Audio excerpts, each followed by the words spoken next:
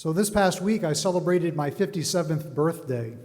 And I tell you that for one reason and one reason only, and that is so that you will know that 50 years ago, I was 7 years old, a second grader, not exactly aware of geopolitics or up on world events. And so, to be honest, I do not recall anybody telling me on this day, on Yom Kippur, that the state of Israel had been attacked. It would be many years before I learned that Egyptian and Syrian forces, hoping to win back territory which they had lost during the Six-Day War some 6 years earlier, had launched a coordinated assault against Israel on the holiest day of the year. And worse, Israel had been caught by surprise. Yes, the president of Egypt, Anwar Sadat, had begun to say that war was inevitable and that he was prepared to sacrifice 1 million soldiers in a showdown with Israel. And yes, in an April 1973 interview, Sadat again warned that he would renew war with Israel. But this was the same threat that he had made in 71 and 72, and most observers remained skeptical. In fact, almost up until the start of the Arab attack, no one expected war. And then, with little to no warning, at 2 o'clock in the afternoon of Yom Kippur, the Egyptian and Syrian aggression began. Libya, Sudan, Algeria, Morocco, Saudi Arabia, Kuwait, Iraq, and Lebanon all lent support to the war. Israel found itself unprepared, with many of their soldiers away from their posts observing the holy day. As such, the Arab armies made impressive advances in the early stages of the conflict. On the Golan Heights, approximately 180 Israeli tanks faced an onslaught of 1,400 Syrian tanks. While along the Suez Canal, fewer than 500 Israeli defenders with only 3 tanks were attacked by 600,000 Egyptian soldiers supported by 2,000 tanks and 550 aircraft.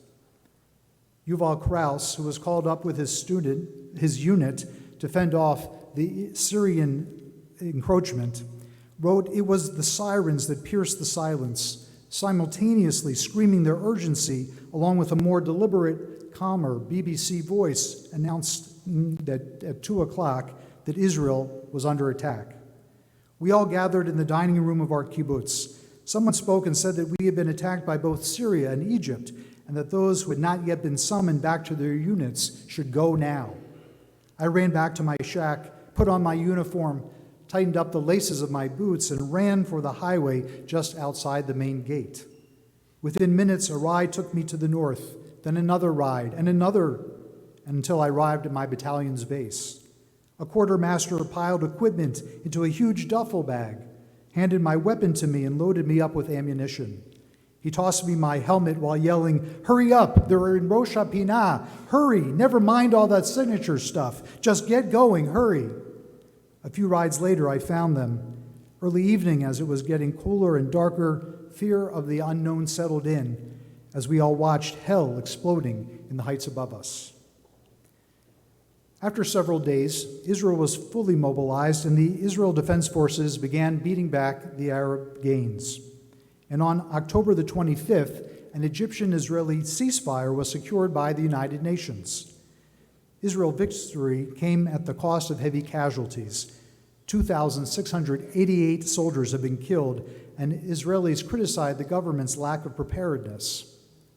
The fact that Israel's enemies have succeeded in surprising the IDF and inflicting heavy losses in the early part of the war against the supposedly invincible army of Israel was a traumatic experience for the country.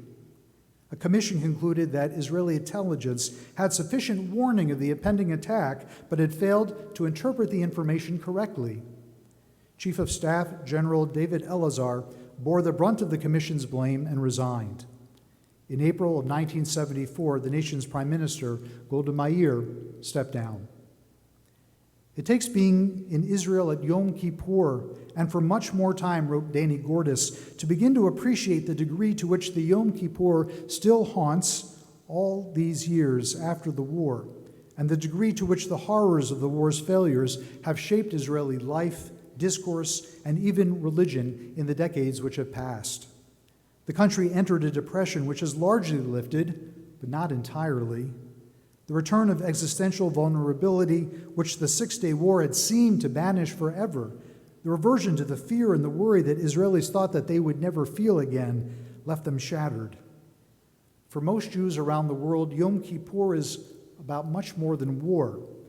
But to understand Israel, one needs to appreciate the ways in which Israel is still mired in Yom Kippur 1973 to one degree or another. Even after half a century, suggests Gordis, the war continues to trump the holiest day of the year. Israel survived the Yom Kippur War. The fate of the nation may have hung in the balance on the day the war began, but Israel's military leaders and the Israel Defense Forces proved themselves capable of defending the nation. The young country had only been in existence for 25 years at that point, and this was already the fourth Arab-Israeli war. Even after Israel's victory, the future of the nation seemed fraught. What kind of existence could the Jewish homeland enjoy in a world in which her external enemies were unwilling to accept her country's presence? Enemies who were willing to sacrifice life and limb and untold resources in an attempt to destroy her.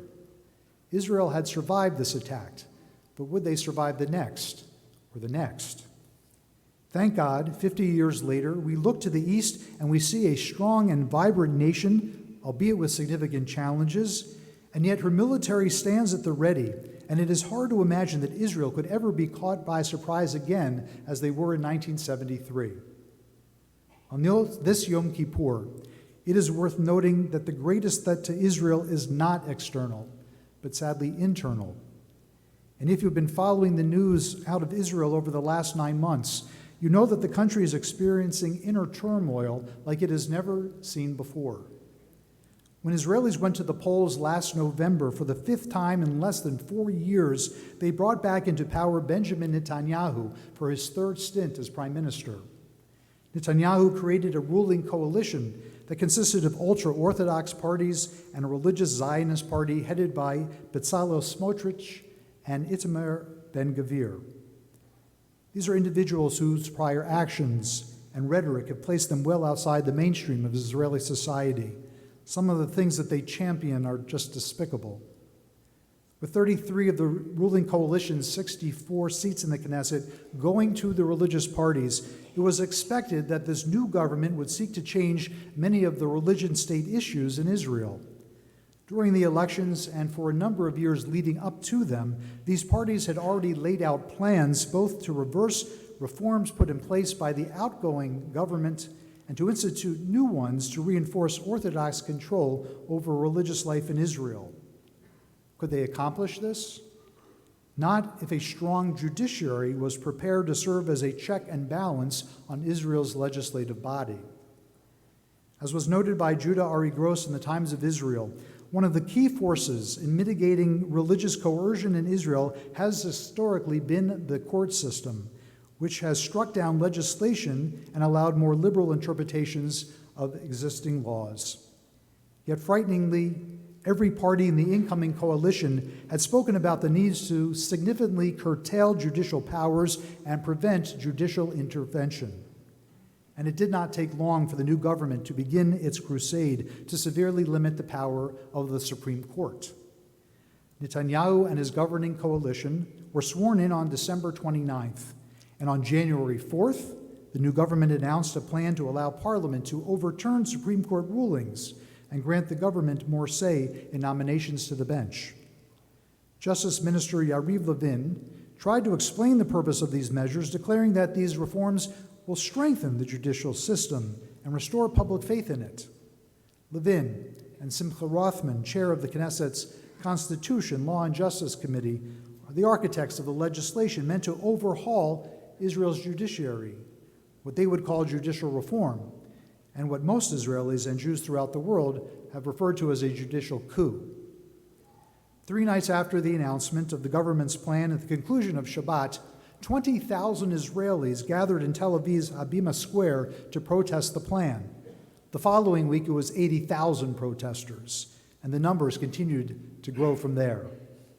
Angered by what they perceived as a path to reduce the power of the Supreme Court so that illiberal legislation could be passed by a hard-right, ultra-religious government, the demonstrations in Tel Aviv have grown to as many as 500,000 people, and have spurred similar demonstrations in other parts of the country, including Jerusalem, where protests outside the Prime Minister's residence have also become a weekly occurrence after Shabbat. And there is no sign that the demonstrations are losing steam. For 38 straight weeks, protesters have come out in massive numbers to voice their disapproval of the government's attempts to weaken the democratic nature of Israel. Did I say weaken? I should say obliterate. So what exactly are the reforms that this government is proposing? There are three main parts of the government's judicial reform plan: the override clause, removing the reasonability test, and changes to how judges are appointed. First, the reforms would significantly limit the court's power of judicial review. Currently, the Supreme Court can strike down any law that it considers to be unconstitutional. This, of course, is a point of contention since Israel does not have a constitution, but instead semi-constitutional basic laws. With the reforms, the Knesset would be able to override the Supreme Court's decisions with a simple majority. Second, the Supreme Court would no longer have the ability to make decisions on the grounds of reasonability. The Supreme Court employed the standard in January when it ruled that Netanyahu's appointment of Aryeh Deri as minister was highly unreasonable due to his past convictions. Third, the legislation would give the government effective control over appointing judges. Now, even if not all of this is clear to you, what it all points to you is the Netanyahu coalition's giving itself greater authority and enlarging the scope of its power while simultaneously limiting the primary and in many cases the only guardrail that exists to preventing it from overreach, to prevent it from legislation that infringes on the rights of Jewish Israelis and Arab Israelis and LGBTQ plus rights and the civil liberties of any citizen. Fundamental human rights could easily be trampled if the government gets its way. Basic freedoms, which we value in this country and no less so for the state of Israel, would be subject to the whims of particular parties, whichever parties bargain their way into the coalition, including parties who care nothing about the legal rights of Arabs or Palestinians or Jews who are not Orthodox. Dr. Arnold Eisen, the Chancellor Emeritus of JTS, has warned, should the government carry through with announced proposals for judicial reform, unjust treatment of Palestinians, and curtailing of civil rights, Jews living hundreds of years from now will shake their heads at the tragedy of a promise abandoned, incredible achievements tossed aside, and ideals betrayed. A great deal is at stake right now, he said. There is still time to avert tragedy. We owe it to ourselves and our history to not go down this road. Prime Minister Netanyahu has argued that the proposed reforms would restore correct balance between the branches. And yet, according to opinion polls, the vast majority of Israelis, even half of those who voted for Netanyahu, disagree. They oppose his plans for judicial reform. Former Prime Minister Yair Lapid has characterized the plan as extreme regime change that would destroy democracy. While opposition leader Benny Gantz accused Netanyahu and his coalition of carrying out a constitutional coup and undermining the most foundational values in Israel's Declaration of Independence. He urged Israelis to take to the streets, adding, "This is not a civil uprising, this is a civil duty." The Saturday night protests have also given rise to protesters staging days of resistance. Parts of the military have also joined the protests. At the end of February, hundreds of Reserve Air Force pilots and other officers signed a letter saying they would not show up for duty if the judicial reforms were enacted. The crisis which has inflamed Israeli society seems to have happened rather quickly, but in fact has been brewing for years.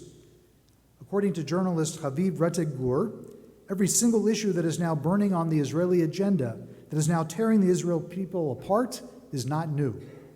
In fact, the origins of the current crisis go all the way back to Israel's founding, to Ben-Gurion, and the country's other founders who could not reach an agreement on a constitution. Because Israel does not have a constitution that defines the relationship between the legislative, judicial, and executive branches, there's a lack of legitimacy for all of them, according to Yaniv Roznai. If we had a proper constitution, with a Bill of Rights and judicial review, 90% of these problems would have disappeared, he said. Violence between pro- and anti-Israel demonstrators, though so far avoided, nevertheless looms. The very basic of Israeli society seems to be unraveling. So what are we to do? What is our role as American Jews who recognize the importance of a strong and vibrant Israel? What role can we and ought we play in this ordeal? We who love Israel, who care deeply about Israel's future, how should we respond at this moment? Our voices must not remain silent.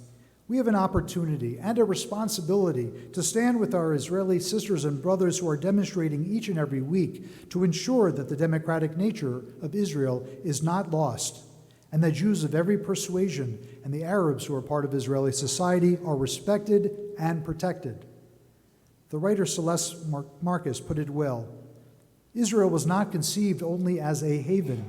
The Zionist inspiration was to establish a Jewish state that is defensible, also morally, respectful and protective of minority cultures, and sensitive to religious and spiritual sensibilities and ways of life. That is the future for which the protesters have come out. It is why they surge into the streets on Saturday nights. It is the only worthy one.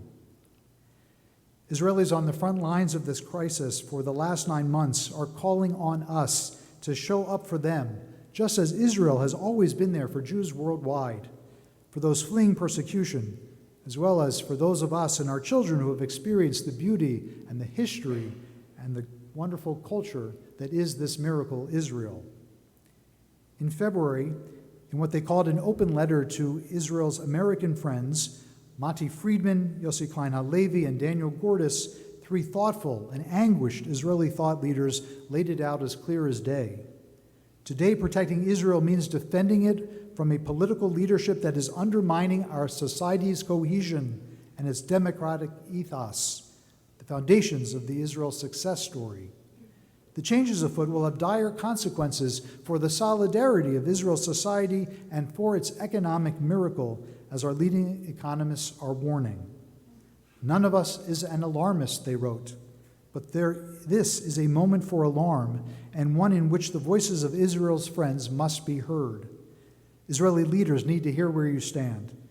We and our families, along with the many tens of thousands of other Israelis, are in the streets every week, demanding the government end its war against our democratic values and institutions. We need your voice to help us preserve Israel as a state which is both Jewish and democratic.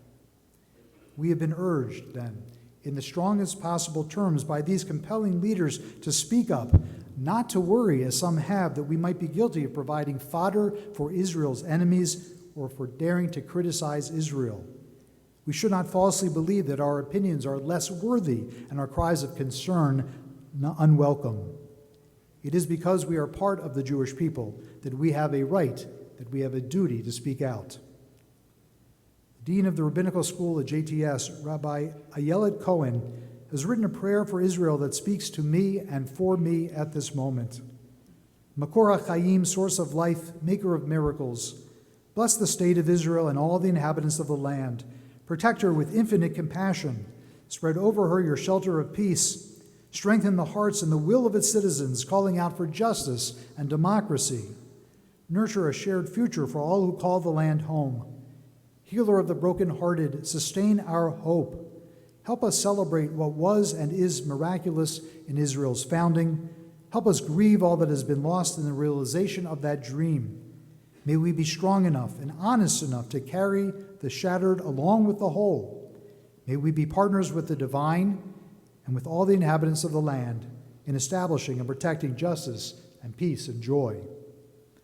Unlike the traditional prayer for Israel, which speaks of care and guidance for Israel's leaders alone, this one articulates our hope that we will support Israel in her struggle to be whole. It is a most worthy prayer.